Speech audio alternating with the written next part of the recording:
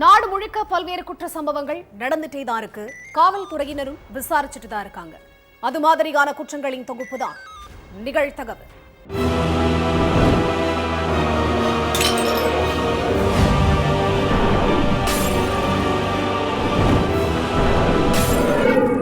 நிகழ்தகவு. செல்போனில் பேசிக்கொண்டே தாசில்தார் அலுவலகம் அருகே நடந்து சென்று கொண்டிருந்த பேட்மிண்டன் பயிற்சியாளர் ஆட்டோவில் காத்திருந்த 4 பேர் கொண்ட கும்பல் ஓட ஓட பேட்மிண்டன் பயிற்சியாளரை அரிவாளால் வெட்டி கொன்று போட்ட கொடூரம்.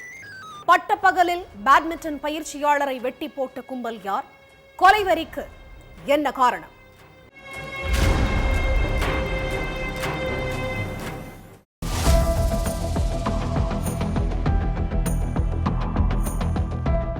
அம்பத்தூர் தாசில்தார் அலுவலகம் பக்கத்துல செல்போன்ல பேசிக்கிட்டே ஒரு இளைஞர் நடந்து போயிட்டு இருந்திருக்காரு.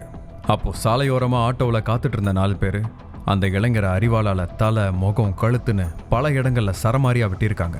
தப்பி ஓட பார்த்த அந்த இளைஞரை விரட்டி வெட்டி போட்டுட்டு வந்த ஆட்டோலையே 4 பேரும் எஸ்கேப் ஆயிட்டாங்க. அதை பார்த்து அதிர்ச்சியான அந்த வழியா போன மக்கள் போலீஸ்க்கு தகவல் கொடுத்திருக்காங்க.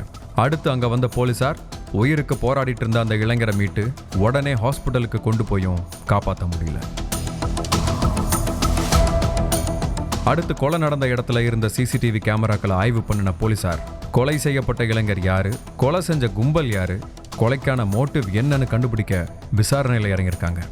அதுல கொலை செய்யப்பட்ட இளைஞர் டீச்சர்ஸ் காலனியை சேர்ந்த தினேஷ் பாபு அப்படிங்கிறதும் பேட்மிண்டன் பயிற்சியாளராக இருந்ததும் தெரிய வந்திருக்கு.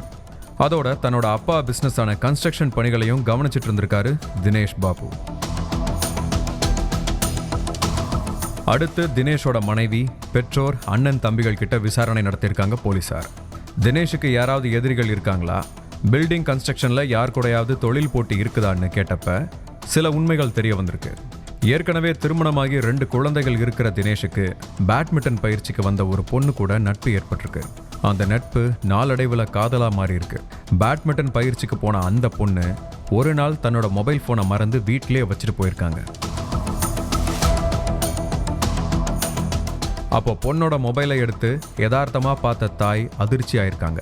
காரணம், தன் பொண்ணுகிட்ட தினேஷ் பாபு காதல் மொழி பேசியிருக்கிற மெசேஜ்கள், போட்டோக்கள் இருந்திருக்கு.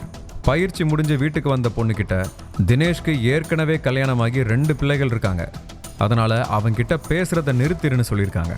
அதே மாதிரி தினேஷ்க்கு ஃபோன் பண்ணின அந்த பொண்ணோட தாய், ஏற்கனவே திருமணமாகி குழந்தைகள் இருக்கிற நீ என் பொண்ணு மனசுல வீணா ஆசையை வளர்க்க வேண்டாம், அவளுக்குன்னு ஒரு எதிர்காலம் இருக்குதுன்னு கண்டிச்சதோட அடுத்து மகளையும் பேட்மிண்டன் பயிற்சிக்கு அனுப்பல.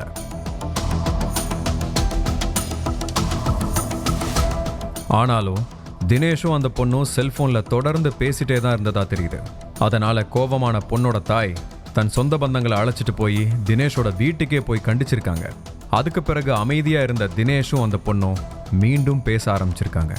இனி வெறும் பேச்சு வேலைக்காகாதுன்னு முடிவு பண்ண பொண்ணோட சொந்தக்காரங்க சில மாசத்துக்கு முன்னால அடியாட்களை வச்சு தினேஷை கட்ட கம்பால அடிச்சு துவைச்சிருக்காங்க. அப்போ தப்பிச்சோம் பிழைச்சோன்னு தலைதெறிக்க ஓடி வந்து தன்னோட உயிரை தக்க வச்சிருக்கிறாரு தினேஷ். இந்த சம்பவம் நடந்து சில மாசம் தான் இருக்கும். இதுக்கு இடையில தான் தாசில்தார் அலுவலகம் பக்கத்துல நடந்து போயிட்டே இருந்த தினேஷை 4 பேர் சேர்ந்து வெட்டி கொன்னுட்டு எஸ்கேப் ஆயிருக்காங்க. அதனால அந்த பொண்ணோட சொந்தக்காரங்க தான் தினேஷை கொண்டு போட்டிருக்க வாய்ப்பு இருக்கிறதா உறவினர்கள் தரப்புல சொல்லப்படுது. இதுக்கிடையில கொலை பண்ணின கும்பல்ல 2 பேரை மடக்கி பிடிச்சு விசாரணை நடத்திட்டு இருக்காங்க போலீஸ். அந்த பொண்ணோட சொந்தக்காரங்க தான் இந்த கொலையை பண்ணியிருக்காங்களா, இல்ல பில்டிங் கன்ஸ்ட்ரக்ஷன் தொழில் போட்டியில யாராவது கொலை பண்ணியிருக்காங்களா அப்படிங்கிற கோணத்துல விசாரணை தொடர்ந்து நடந்துட்டு இருக்கு. திருமணம் செய்து கொள்வதாக கூறி ஏமாற்றிவிட்டதாக இளைஞர் மீது புகார் அளித்த இளம்பெண் 2 மாதங்களுக்கு பிறகு அதே இளைஞர் மீது கொலை முயற்சி புகார். 4 மாதங்களுக்கு பிறகு அதே இளைஞரின் நண்பர்கள் தன்னை கூட்டு பாலியல் வன்கொடுமை செய்துவிட்டதாக கண்ணீர் வடித்த பெண். விசாரணையில் எதிர்பாராத ட்விஸ்ட். பலமுறை காவல் நிலைய படியேறிய இளம்பெண் பொய் புகார்கள் கொடுத்தது ஏன்? ஒரே இளைஞரை திரும்ப திரும்ப டார்கெட் செய்தது எதற்காக? நடந்தது என்ன?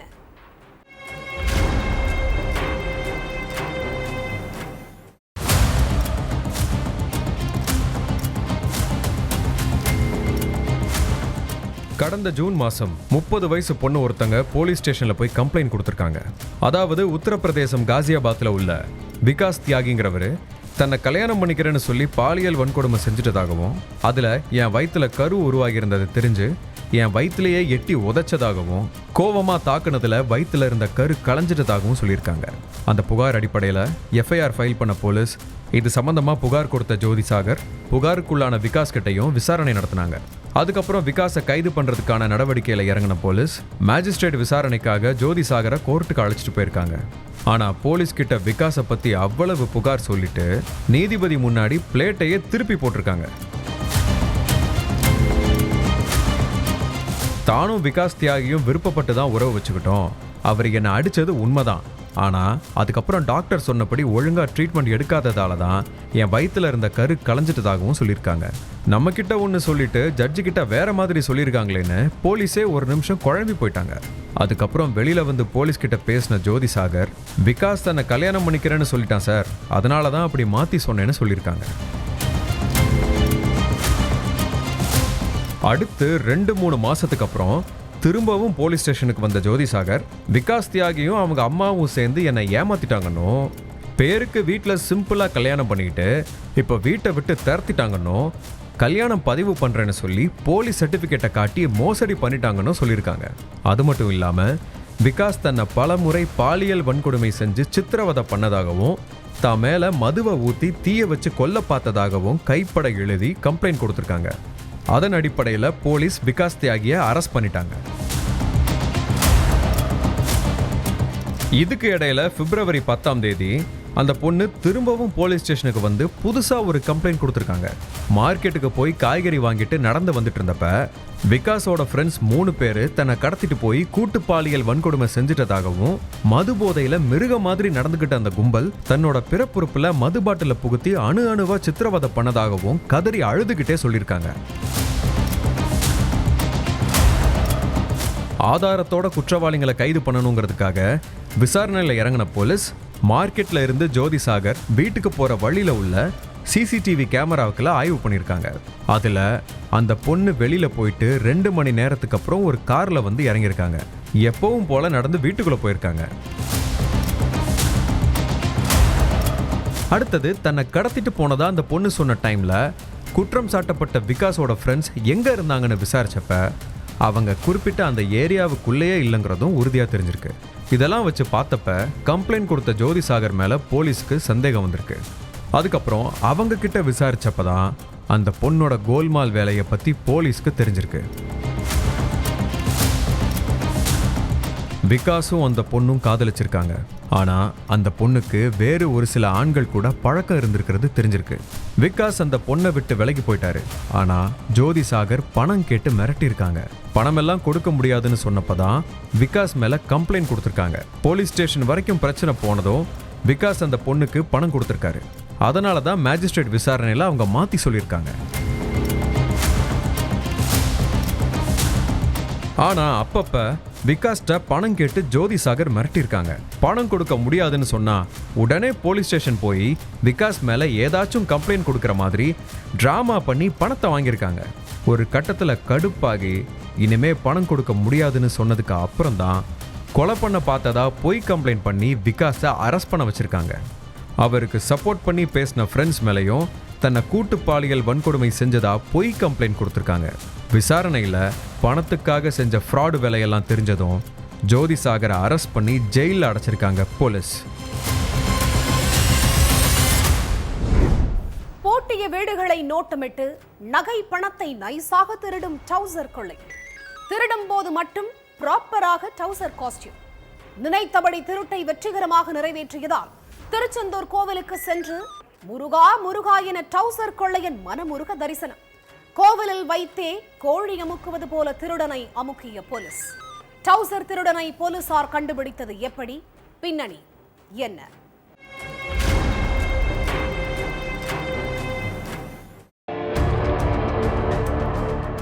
வாரச்சந்தையில காய்கறி வாங்குறதுக்காக வீட்டை பூட்டிட்டு மார்க்கெட்டுக்கு போயிருக்காங்க தனியார் பள்ளி டீச்சர் நாகலட்சுமி. காய்கறி எல்லாம் வாங்கிட்டு சிவகங்கை தேவக்கோட்டை பக்கத்துல வள்ளியப்ப செட்டியார் ஊரணி வடக்கு தெருவில் உள்ள தன்னோட வீட்டுக்கு வந்த நாகலட்சுமி கதவுல பூட்டு உடைக்கப்பட்டிருந்ததை பார்த்து ஷாக் ஆயிருக்காங்க. படபடன்னு கதவை திறந்து வீட்டுக்குள்ள போனா மேலும் ஒரு அதிர்ச்சி காத்திருந்திருக்கு.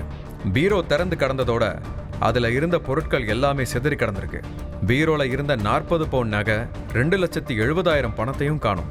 ஐயோ, என் நகை போச்சே, பணம் போச்சேன்னு நாகலட்சுமி கத்திக்கிட்டு இருக்கும்போதே பக்கத்துல உள்ள ஞானநந்தி நகர்ல ராஜாமணி வீட்லயும் 16 பவுன் நகை, 15,000 பணம் திருட்டு போயிருக்கு. ஏற்கனவே பலமுறை அந்த ஊர்ல திருட்டு போயிருக்கு. அதெல்லாம் சின்ன சின்ன திருட்டுங்கிறதுனால பெருசா கண்டுக்கல. ஞாயிற்றுக்கிழமை ஒரே நாள்ல அடுத்தடுத்த தெருவுல நகையும் பணமும் திருட்டு போனதால ஒட்டுமொத்த ஊர் மக்களுமே வேலை வெட்டிக்கு கூட போகாம வீட்டிலே இருந்திருக்காங்க. திருட்டு நடந்த இடத்துக்கிட்ட உள்ள சிசிடிவி கேமராக்களை அலசி ஆரஞ்சப்ப ஒரே ஒரு நபர் மட்டும் சம்பந்தமே இல்லாம ஊருக்குள்ள வந்துட்டு போறது பதிவாகி இருந்திருக்கு. அந்த நபர் யாருன்னு விசாரிச்சப்ப காரைக்குடி சத்யாநகர் சரவணன்கிறது தெரிய வந்துச்சு. திருடும்போது மட்டும் டவுசர் காஸ்டியூமுக்கு மாறும் சரவணனை டவுசர் கொள்ளையன்னு சொன்னாதான் திருட்டு கூட்டத்துக்கே தெரியும். பூட்டிய வீடுகளை மட்டும் நோட்டமிட்டு அங்க போய் நகை பணத்தை கொள்ளையடிக்கிறதா அவனோட மெத்தடே. டவுசர் திருடன் சரவணனை பிடிக்கிறதுக்காக அவங்க வீட்டுக்கு போயிருக்காங்க போலீஸ். அப்போ அவர் திருச்செந்தூர் கோயிலுக்கு போயிட்டதா அவங்க வீட்டில் உள்ளவங்க சொல்லியிருக்காங்க. அங்கேயும் போய் திருட்டு பிளானை அரங்கேற்ற போயிட்டானான்னு அலர்ட் ஆன போலீஸ் அங்க இருக்கிற போலீஸ்க்கு தகவல் கொடுத்திருக்காங்க. அதுக்கப்புறம் திருச்செந்தூர் கோவிலுக்கு போயிருக்காங்க தேவக்கோட்டை போலீசார். அங்க போய் பார்த்தாதான் தெரியுது சரவணன் திருட போகல. தன்னோட திருட்டு பிளான் சக்சஸ் ஆனதுக்கு நன்றி கடனா முருகனுக்கு அரோகரா போட போன விஷயமே அப்பதான் தெரியுது. முருகன் கிட்ட மனமுருக வேண்டிட்டு இருந்த சரவணனை கோழி அமுக்குற மாதிரி அமுக்குன காவலர்கள் 32 பவுன் தங்க நகைகள், 2,15,000 ரொக்கத்தை மீட்டதோட பத்திரமா போலீஸ் ஸ்டேஷனுக்கு அழைச்சிட்டு வந்திருக்காங்க. இதுக்கு முன்னால எத்தனை வீடுகள்ல திருடி இருக்கான், அந்த நகையெல்லாம் எங்க, சரவணனுக்கு பின்னால வேற யாராவது இருக்காங்களான்னு தொடர்ந்து விசாரணை நடந்துட்டு இருக்கு.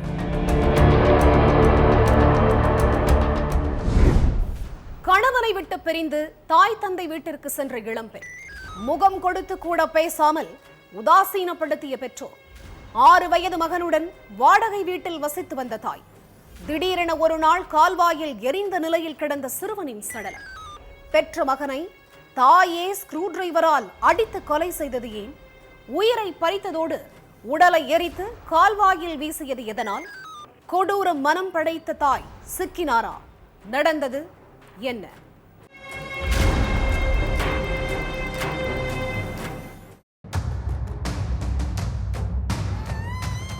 ரோட்டோரமா உள்ள கால்வாயில பாதி எரிஞ்ச நிலையில ஒரு சடலம் கிடக்கிறத பார்த்தவங்க உடனே போலீஸ்க்கு தகவல் சொல்லியிருக்காங்க. அதுக்கப்புறம் அந்த இடத்துக்கு போய் பார்த்த போலீஸ் கால்வாயில கிடந்த சடலத்தை கவர்மெண்ட் ஹாஸ்பிட்டலுக்கு போஸ்ட்மார்ட்டத்துக்கு அனுப்பி வச்சிருக்காங்க. அடுத்து இறந்து கிடந்தது யாரு, சடலத்தை எரிச்சது யாருன்னு தோண்டி துருவி விசாரிக்க ஆரம்பிச்சிருக்காங்க போலீஸ். முதற்கட்ட விசாரணையில இறந்து கிடந்தது 6 வயசு சிறுவனுங்கிறது தெரிய வந்திருக்கு. பூந்தமல்லி பக்கத்துல உள்ள கரையாஞ்சாவடியில உள்ள ஒரு கால்வாயில இருந்துதான் போலீஸ்காரங்க எரிஞ்சு கிடந்த ஒரு சடலத்தை மீட்டிருக்காங்க. அப்போ கட்டமா பூந்தமல்லி காவல் சரகத்துக்கு உட்பட்ட ஏரியாவில் ரீசெண்டா காணாம போனவங்களோட லிஸ்ட்டை எடுத்து அதுல சிறுவன் யாராச்சும் மிஸ்ஸிங் இருக்கான்னு பார்த்துருக்காங்க. ஆனா அதுல எந்த குழுவும் கிடைக்கல.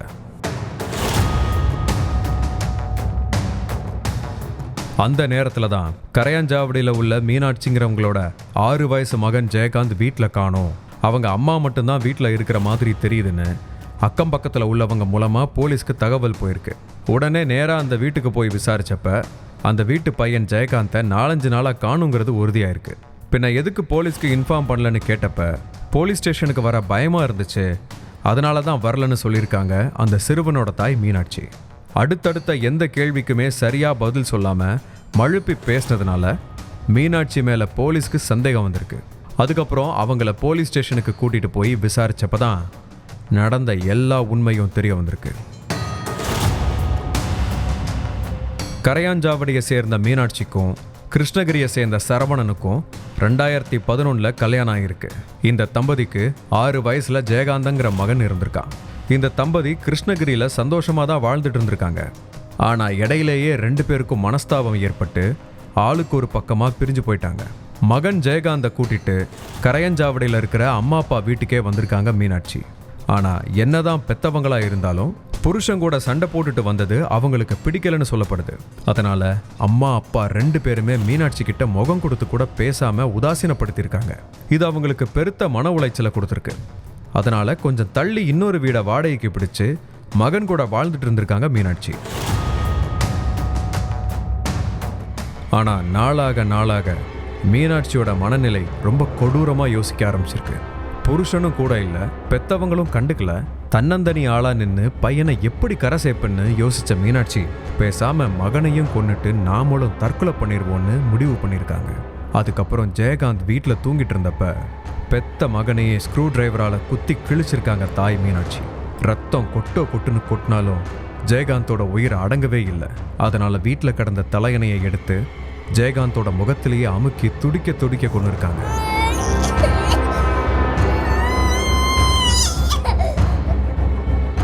அதுக்கப்புறம் தானும் தற்கொலை பண்ணிக்கலான்னு நினைச்சப்ப அவங்களுக்கு பயம் வந்துருச்சான். விஷம் குடிக்கிறதுக்கோ இல்லை தூக்கில் தொங்குறதுக்கோ ரொம்ப பயமா இருந்ததால தற்கொலை பண்ணிக்காம விட்டுட்டாங்களாம். ஜெயகாந்தோட சடலத்தை யாருக்கும் தெரியாம மறைக்கணும்னு பிளான் பண்ண தாய் மீனாட்சி வீட்டுக்குள்ள வச்சே ஜெயகாந்தோட சடலத்தை எரிச்சிருக்காங்க. பாதி எரிஞ்ச நிலையில கிடந்த சடலத்தை ஒரு கோணிப்பைக்குள்ள போட்டு யாருக்கும் தெரியாம கொஞ்சம் தள்ளி இருக்கிற ஒரு கால்வாயில வீசிட்டு கமுக்கமா வந்து வீட்டில் உட்காந்துட்டாங்க. போலீஸ் விசாரணையில இந்த எல்லா உண்மையும் தெரிய வந்ததுக்கு அப்புறம் மீனாட்சியை அரெஸ்ட் பண்ணி ஜெயிலில் அடைச்சிருக்காங்க போலீஸ். 2018 நடந்த இந்த சம்பவம் தொடர்பான கேஸ் பூந்தமல்லியில் உள்ள கூடுதல் மாவட்ட அமர்வு நீதிமன்றத்தில் நடந்துட்டு வந்துச்சு. கிட்டத்தட்ட 7 வருஷத்துக்கு அப்புறம் இந்த கேஸ் இப்பதான் முடிவுக்கு வந்திருக்கு. வழக்கை விசாரிச்ச நீதிபதி விஜயகுமார் பெத்த மகனை மீனாட்சி தான் கொடூரமா கொலை பண்ணாங்கிறது சந்தேகத்துக்கு இடமின்றி உறுதியானதுனால அவங்களுக்கு ஆயுள் தண்டனையும் 1000 ரூபாய் அபராதமும் விதிச்சு உத்தரவிட்டிருக்காங்க.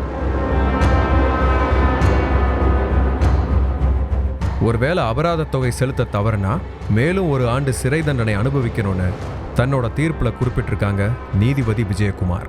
என்னதான் பிரச்சனையா இருந்தாலும், என்னதான் கஷ்டமா இருந்தாலும், பெத்த மகனை துடிக்க கொலை பண்ணி எரிச்சது அவனோட தாய் தாங்கிறத நினைக்கும் போது மனசு பதபதைக்கத்தான் செய்யுது.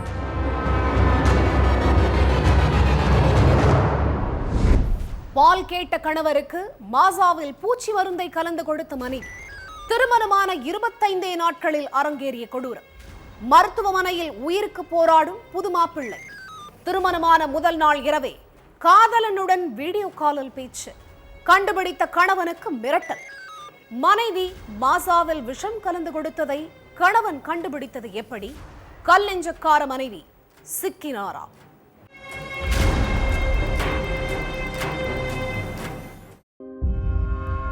கையில புகார் மனுவோட கடலூர் மாவட்ட கண்காணிப்பாளர் அலுவலகத்துக்கு அம்மா, அப்பா, தம்பின்னு 3 பேர் போயிருக்காங்க.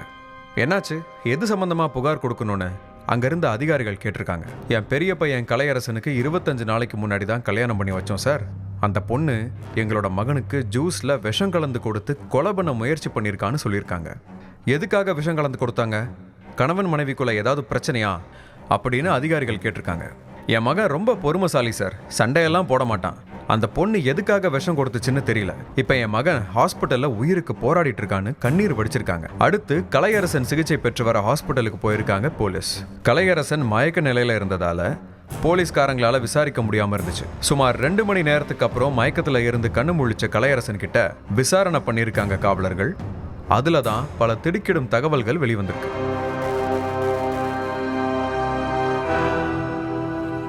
கலையரசனோட மனைவி ஏற்கனவே வேற ஒருத்தரை லவ் பண்ணிட்டு இருந்ததாகவும், வீட்டில் வற்புறுத்தி கல்யாணம் பண்ணி வச்சதுனால சித்தப்பாவோட சேர்ந்து கலையரசனை தீர்த்து கட்ட முடிவு செஞ்சதாகவும் விசாரணையில் வெளிச்சத்துக்கு வந்திருக்கு.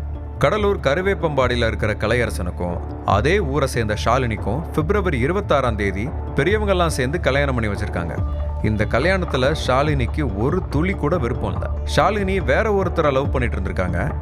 இந்த காதல் அவங்களோட அப்பா அம்மாவுக்கு சுத்தமா பிடிக்காததுனால மகள் எல்லை தாண்டி போயிடக்கூடாதுன்னு ஷாலினிக்கு அவசரமா பையன் பார்த்திருக்காங்க. அப்பதான் கலையரசன் சிக்கியிருக்காரு. 2 வீட்டாரும் ஒன்னு கூடி பேசி ஷாலினிக்கும் கலையரசனுக்கும் கல்யாணம் பண்ணி வைக்க ஏற்பாடுகள் நடந்துட்டு இருந்திருக்கு. கல்யாணம் நடக்கிறதுக்கு 1 நாள் முன்னாடி, அதாவது பிப்ரவரி 5ஆம் தேதி ஷாலினி விஷம் குடிச்சிருக்காங்க. உடனே வீட்டில் இருந்தவங்க ஷாலினியை மீட்டு மருத்துவமனையில் அனுமதிச்சு அவங்களோட உயிரை காப்பாத்திருக்காங்க. இந்த விஷயம் கலையரசனுக்கு தெரிய வர எதுக்காக உங்க மகன் விஷம் குடிச்சான்னு ஷாலினியோட பெற்றோர்கிட்ட கேட்டிருக்காரு. அப்பாவுக்கும் பொண்ணுக்கும் சின்ன சண்டை, அதான் கோபத்துல குடிச்சிட்டா, வேற எதுவும் இல்லைன்னு சொல்லியிருக்காங்க. வெள்ளந்தியா இருந்த கலையரசனும் அவங்க சொன்னதை அப்படியே நம்பிட்டாரு. 7ஆம் தேதி கல்யாணம் சார் எனக்கு. பொண்ணு மருந்து குடிச்சிருச்சு.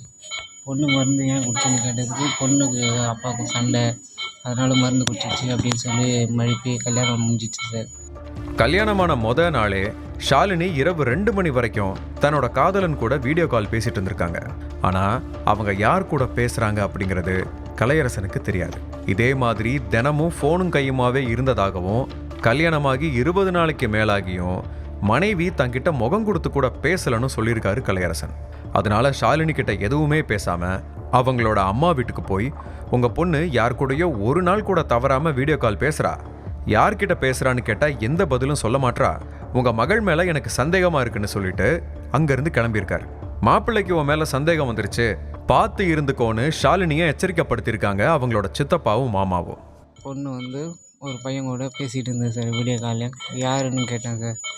அது யாரும் இல்லை அப்படின்னு சொல்லிட்டு ஃபோனை கட் பண்ணிவிட்டு வச்சிருச்சு சார். நாளும் அதேமாதிரி நைட்டு 2 மணி வரைக்கும் 2:30 வரைக்கும் பேசிகிட்டு இருந்தது பொண்ணு. நான் காட்டிக்கவே இல்லை சார், எல்லாம் தெரிஞ்ச மாரி. பொறுத்து போன கலையரசன் ஃபோனும் கையுமாவே இருந்த மனைவி ஷாலினியை கண்டிச்சிருக்காரு. இனிமேலையும் உன் கூட இருக்க முடியாதுன்னு சொல்லி ஷாலினியை அழைச்சிட்டு போய் அவங்க அம்மா வீட்டில் விட்டுருக்காரு. எங்கள் பொண்ணு கழுத்தில் தாலி கட்டியாச்சு, என்ன ஆனாலும் அவ கூட தான் வாழணும்னு ஷாலினியோட சித்தப்பாவும் மாமாவும் மிரட்டியிருக்காங்க. ஏம்மா இதுமாரி பேசிகிட்டு இருக்க அப்படின்னு கேட்டதுக்கு, நான் ஃபோன் பேசுவேன், அதெல்லாம் நீ கேட்கக்கூடாது அப்படின்னு சண்டை போட்டு சார். இந்த விஷயத்த ஜனார்த்தம், சிவபிரகாசம், பரமகுரு, அருள் எல்லாரும் என்னை வச்சு பஞ்சாயத்து பண்ணாங்க சார். அது நீ தாலி கட்டிட்ட, நீ தான் அதை வச்சு வாழணும் அப்படின்னு சொன்னாங்க சார். அதுக்கு பிறகு ஷாலினியும் கலையரசனும் ஒன்றா வாழ்ந்திருக்காங்க. இவ்வளவு பிரச்சனை நடந்ததுக்கு அப்புறமும் ஷாலினி திருந்துனாங்களான்னு பார்த்தா அதான் இல்லை. கணவன் வேலைக்கு போனதுக்கு அப்புறம் தன்னோட முன்னாள் காதலனோட பேசிட்டு இருந்திருக்காங்க. அதனால கணவன் மனைவி இடையில தினமும் சண்டை வந்துருக்கு. நைட் ஷிஃப்ட் போயிட்டு வீட்டுக்கு வந்த கலையரசன் மனைவி ஷாலினி கிட்ட பால் போட்டு கொடுமான்னு கேட்டிருக்காரு. பால் இல்ல, மாசா தான் இருக்கு, அதை குடிங்கன்னு அக்கறையா டம்ளர்ல ஊத்தி கொடுத்துருக்காங்க. அதை குடிச்ச கலையரசன், என்னம்மா மாசா கசப்பா இருக்குன்னு கேட்டிருக்காரு. அதெல்லாம் ஒன்றும் இல்லை, குடிங்கன்னு சொல்லியிருக்காங்க ஷாலினி. ஜூஸ்ல விஷம் கலந்துருக்கு அப்படின்னு கலையரசனுக்கு அப்போ தெரியல. நைட் ஷிஃப்ட்டு முடிச்சுட்டு காலையில் வீட்டுக்கு வந்தேன். வீட்டுக்கு வந்த உடனே ஏந்திரமா பால் போட்டு கொடுமா, குடிக்க டயர்டாக இருக்குன்னு கேட்டேன். அவங்க பால் இல்லை, மாசா இருக்குது, அதை வேணால் கொடுக்குறேன் குடிங்க அப்படின்னு சொன்னாங்க சார். குடிக்கும்போது என்னம்மா கசக்கிற மாதிரி இருக்குது அப்படின்னு கேட்டேன். அது ஒன்றும் இல்லை, குடிச்சிருங்க அப்படின்னு சொல்லி குடிக்க வச்சுட்டு அவங்க போய் படுத்துட்டாங்க சார். நானும் படுத்துட்டேன். கொஞ்ச நேரத்துக்கு அப்புறம் தூங்கிட்டு இருந்த கலையரசனை எழுப்பியிருக்காங்க ஷாலினி. நீங்க குடிச்ச மாசாவில் பூச்சி மருந்து கலந்துருக்கேன், இன்னும் கொஞ்ச நேரத்துல நீ செத்து போயிடுவேன்னு சொல்லியிருக்காங்க. அதை கேட்டதும் கலையரசனுக்கு தூக்கி வாரி போட்டிருக்கு. நீ செத்தாதான் தன்னோட காதலன் கூட என்னால சந்தோஷமா வாழ முடியும்னு என்னோட சித்தப்பாவும் மாமாவும் சொன்னாங்க. எல்லாரும் சேர்ந்து பிளான் போட்டு தான் உனக்கு மாசாவில் பூச்சி மருந்து கலந்து கொடுத்தோன்னு சொல்லியிருக்காங்க ஷாலினி. கொஞ்ச நேரம் சென்று எழுப்புனாங்க சார். என்னம்மா ஏன் எழுப்புறேன்னு கேட்டதுக்கு, நான் தான் விஷம் கலந்துட்டேன், அதில் எங்கள் மாமா சித்தப்பா எல்லாம் சொல்லி தான் நான் அதை செஞ்சேன். இந்த அத்தனை உண்மைகளும் போலீஸ் விசாரணையில் தெரிய வந்திருக்கு. கலையரசன் புதுச்சேரி மருத்துவமனையில் உயிருக்கு போராடிட்டு இருக்காரு. தன்னை கொலை செய்ய முயற்சி பண்ண ஷாலினியையும் அவங்க குடும்பத்தையும் கைது செய்யணும்னு கம்ப்ளைண்ட் கொடுத்திருக்காரு. அதன் அடிப்படையில் எஃப்ஐஆர் பதிவு பண்ண போலீஸ் ஷாலினியையும் அவங்க குடும்பத்தையும் ஸ்டேஷனுக்கு அழைச்சு விசாரணை பண்ணிட்டு இருக்காங்க. பணிக்கு சென்று விட்டு வீடு திரும்பிய தாய், தூக்கில் தொங்கியபடி சடலமாக கிடந்த 13 வயது மகன். சிறுவன் கைப்பட எழுதி வைத்திருந்த லெட்டரை கைப்பற்றிய போலீஸ் 9ஆம் வகுப்பு மாணவனை 3 மணி நேரமாக ஒரே ரூமில் அமர வைத்த தலைமை ஆசிரியர். சிறுவனின் தாயிடம் லெட்டரை காட்டாமல் ஸ்டேஷனுக்கு கிளம்பி சென்ற காவலர்கள். மாணவனின் தற்கொலைக்கு பள்ளியின் தலைமை ஆசிரியர் தான் காரணம் என பகிரங்க குற்றச்சாட்டு. லெட்டரில் எழுதப்பட்டிருந்தது என்ன?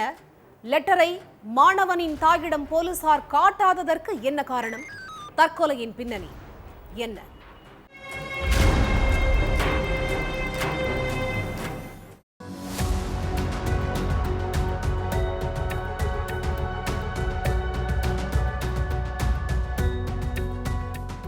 குடும்ப கஷ்டம். கணவர் உடம்பு சரியில்லாம 2 வருஷத்துக்கு முன்னாடி இறந்துட்டாரு. தனி ஆளா வேலைக்கு போய் தன்னோட மகனை படிக்க வச்சுட்டு இருந்திருக்காங்க தாய் கலாவதி. வழக்கம் போல வேலைக்கு போயிட்டு இரவு 9 மணிக்கு வீட்டுக்கு வந்தவங்க ரொம்ப நேரமா வீட்டு கதவை தட்டியிருக்காங்க. ஆனா வீட்டுக்குள்ள இருந்த 9வது படிக்கிற மாணவன் ஜோஷ்வா கதவை திறக்கவே இல்லை. மகன் தூங்கிட்டானோன்னு நினைச்சு கலாவதி ஜோஷ்வா ஜோஷ்வான்னு சத்தம் போட்டுட்டே மறுபடியும் கதவை தட்டியிருக்காங்க. அப்பவும் கதவு திறக்கவே இல்லை. 1 மணி நேரத்திற்கும் மேல கதவை தட்டி தட்டி பார்த்தவங்களுக்கு பதட்டம் ஏற்பட்டிருக்கு. மகனுக்கு உடம்பு ஏதோ சரியில்லாம போச்சோன்னு பதறின கலாவதி அக்கம் பக்கத்தினர் உதவியோட வீட்டு கதவை உடைச்சிருக்காங்க. அடுத்து உள்ள போய் பார்த்த கலாவதிக்கு ஒரு நிமிஷம் உயிரே நின்று போயிருக்கு. பொத்தி பொத்தி வளர்த்த மகன் தூக்குல தொங்கியபடி சடலமா கிடந்திருக்கான். உடனே அங்க இருந்தவங்க சிலர் போலீஸ்க்கு தகவல் சொல்லியிருக்காங்க. அடுத்து அங்க வந்த காவலர்கள் ஜோஷ்வாவோட உடலை மீட்டு போஸ்ட்மார்ட்டத்துக்கு அனுப்பி வச்சுட்டு கலாவதி கிட்ட விசாரணை பண்ணியிருக்காங்க.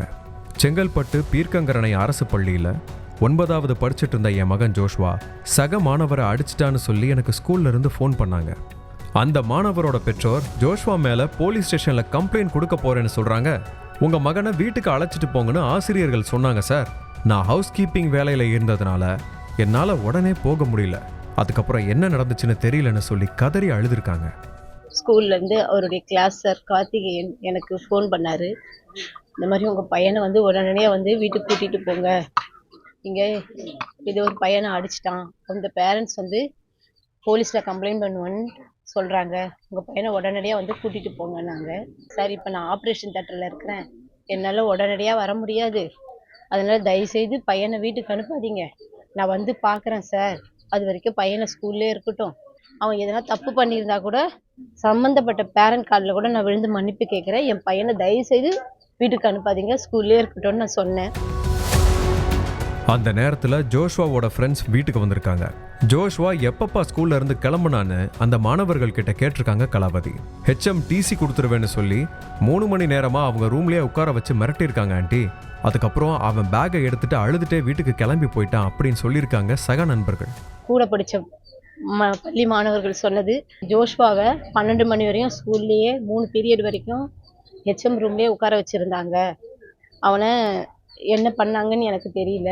12 மணி போல் ஜோஷ்வா வந்து பேகை கிளாஸில் வந்து எடுத்துகிட்டு அழுதுகிட்டே அவங்க ஃப்ரெண்டுங்க சக மாணவர்கள்கிட்ட இந்த மாதிரி என்ன சார் வந்து டிசி வாங்கிட்டு வீட்டுக்கு போடான்னு சொல்லிட்டாங்கடா அப்படின்னு சொல்லிட்டு என் குழந்தை அழுதுகிட்டே வந்திருக்கு. 9வது படிக்கிற பையன் தற்கொலை பண்ணிக்கிற அளவுக்கு ஸ்கூல்ல அப்படி என்ன நடந்துச்சுன்னு தெரிஞ்சுக்க விசாரணையை வேகப்படுத்தியிருக்காங்க போலீஸ். முதல்ல மாணவனோட ஸ்கூல் பேக்கை செக் பண்ண காவலர்கள் கையில லெட்டர் ஒன்று சிக்கியிருக்கு. அந்த லெட்டர்ல என்ன இருக்குதுன்னு தாய்கிட்ட சொல்லாம காவலர்கள் எல்லாரும் ஸ்டேஷனுக்கு கிளம்பியிருக்காங்க. என் மகன் லெட்டர்ல என்ன எழுதியிருக்கான் காட்டுங்கன்னு கேட்டிருக்காங்க கலாவதி. ஆனா வழக்கு மட்டும் பதிவு பண்ண காவலர்கள் ஸ்டேஷனுக்கு கிளம்பி போயிருக்காங்க.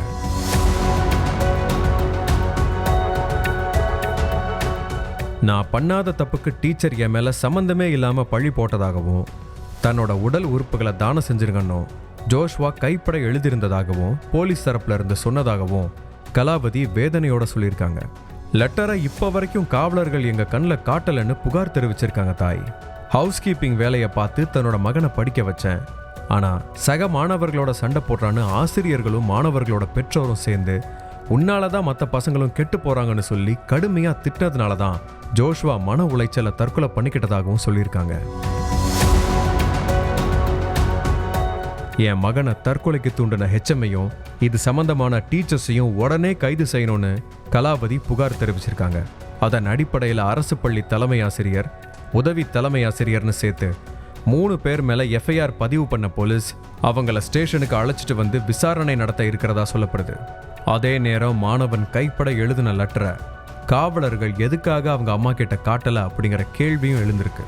டீச்சர் கிட்ட விசாரணை பண்ணாதான் மாணவன் தற்கொலை பண்ணிக்கிட்டதுக்கான உண்மையான காரணம் தெரிய வரும். ஒவ்வொரு குற்றங்களின் முடிவும் சட்டத்தின் கையில். விசாரணை தொடரும். பார்க்கலாம் அடுத்த நிகழ்தகவில்.